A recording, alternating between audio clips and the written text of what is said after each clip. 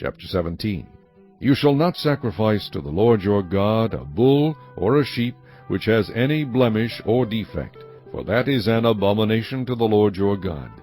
If there is found among you within any of your gates, which the Lord your God gives you, a man or a woman who has been wicked in the sight of the Lord your God, in transgressing his covenant, who has gone and served other gods and worshipped them, either the sun or moon, or any of the host of heaven, which I have not commanded, and it is told you, and you hear of it, then you shall inquire diligently.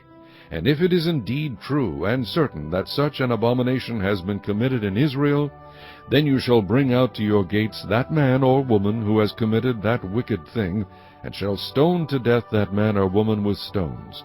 Whoever is deserving of death shall be put to death on the testimony of 2 or 3 witnesses. He shall not be put to death on the testimony of 1 witness. The hands of the witnesses shall be the first against him to put him to death, and afterward the hands of all the people.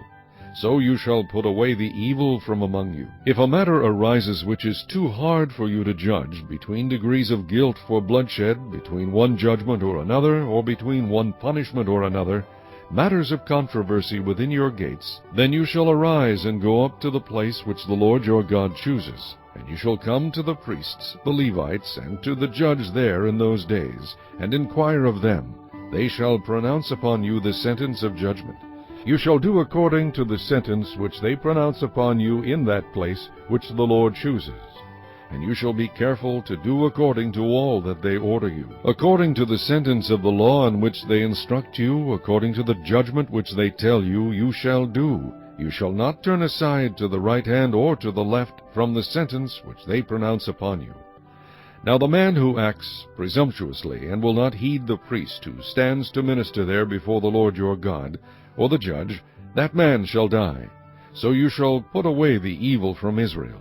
And all the people shall hear and fear, and no longer act presumptuously. When you come to the land which the Lord your God is giving you, and possess it and dwell in it, and say, I will set a king over me like all the nations that are around me. You shall surely set a king over you whom the Lord your God chooses. One from among your brethren you shall set as king over you. You may not set a foreigner over you, who is not your brother.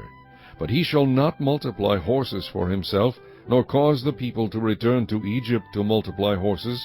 For the Lord has said to you, You shall not return that way again. Neither shall he multiply wives for himself, lest his heart turn away, nor shall he greatly multiply silver and gold for himself. Also it shall be, when he sits on the throne of his kingdom, that he shall write for himself a copy of this law in a book, from the one before the priests, the Levites.